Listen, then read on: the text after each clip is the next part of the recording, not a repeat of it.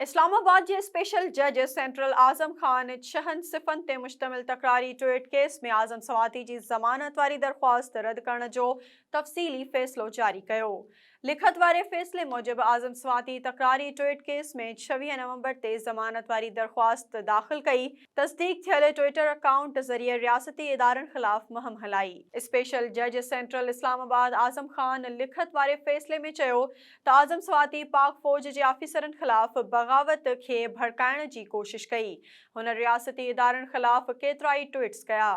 तफ़सीली फ़ैसिले में चयो वियो आहे त इस्तग़ासा मूजिबि आज़म सवाती माण्हुनि खे इदारनि ख़िलाफ़ भड़कायो, जंहिं जी सज़ा घटि में घटि 7 साल ऐं वधि में वधि उमिरि क़ैद जी सज़ा आहे। फ़ैसिले में वधीक चयो वियो आहे त आज़म सवाती जे पाक फ़ौज जे आफ़ीसरनि ख़िलाफ़ ट्वीट खे केतिरनि ई माण्हुनि रीट्वीट कयो।